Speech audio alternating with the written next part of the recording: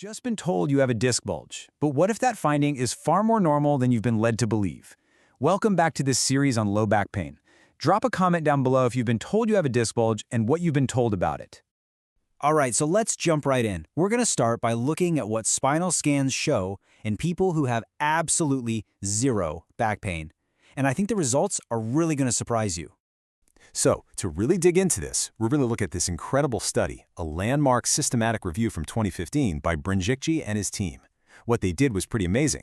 They took MRI and CT scans from over 3,000 people with no back pain whatsoever, just to see what a quote-unquote normal spine actually looks like as we get older. And what they found, wow, it was powerful. Basically, a lot of the things we see on scans and worry about, these so-called abnormalities, well, it turns out they're just a normal part of getting older. Seriously. A better way to think about them isn't as damage, but more like getting wrinkles on your skin or gray hair. It's just what happens. Okay, now take a look at this table. This is where things get really interesting. It breaks down the numbers and shows you just how incredibly common disc bulges are in people who feel totally fine, no pain at all. And you'll see how that number just climbs decade after decade. Let's really zero in on a couple of these stats. So get this, at just 20 years old, 30%, a full 30% of healthy people with no back pain are walking around with a disc bulge in their lower back. That's almost 1 out of every 3 20-year-olds. Now, fast forward to age 50. That number, it doubles. We're talking 60% of people without back pain have a disc bulge. And just to be clear, these are people who are going about their day feeling totally fine. And then by the time someone hits 80, it's a mind-blowing 84%. So what does this all mean? It's a huge point. Finding a disc bulge on a scan doesn't automatically mean you found a problem that needs to be fixed. A lot of the time, it's just a sign that you've lived a long, full life. So all this evidence points to something that experts call the clinical radiological paradox. I know, it's a mouthful, but the idea behind it is actually really simple. It just means there's often this huge gap between what a scan shows and what a person is actually feeling in their body. Right, and this is why it's so important to understand the difference between two kinds of findings. On one hand, you have an incidental finding. Think of it as just something that's there, an anatomical variation that isn't actually causing any trouble. On the other hand, you have something that's clinically significant. That's when the finding on the scan perfectly matches up with and explains the specific symptoms you're having. Now, I want to be super clear about something. None of this means your pain isn't real. And it definitely doesn't mean that scans are useless.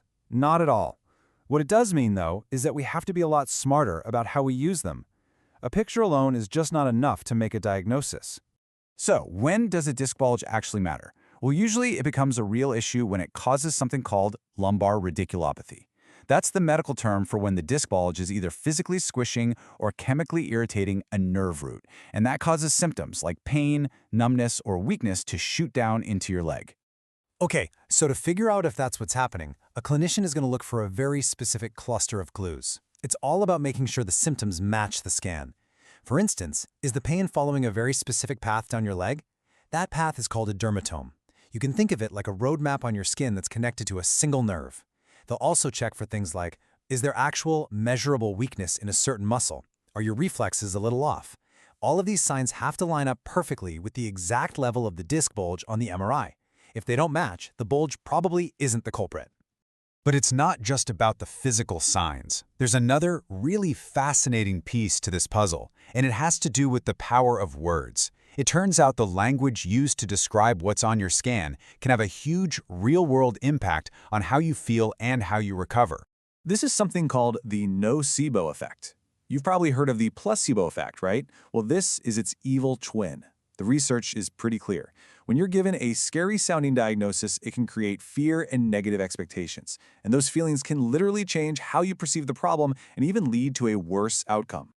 Check this out. In one study, they gave people the exact same description of symptoms, but they changed the label. The group that was told they had a lumbar sprain rated their condition's seriousness as a 4.2 out of 10. But the group told they had a disc bulge, they rated it as a 5.7.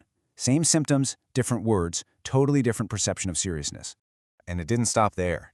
Those scarier-sounding labels like disc bulge or degeneration also made people think they needed more imaging and were more likely to need surgery. The takeaway here is huge. Language really, really matters. The words we hear can actually push us toward medical treatments we might not even need. So if a scan by itself isn't the whole story, what is? How should a proper diagnosis be made? Let's walk through the steps of how to build a complete, accurate picture of what's truly going on. You see, a good diagnosis isn't a single event. It's a process of putting all the pieces together.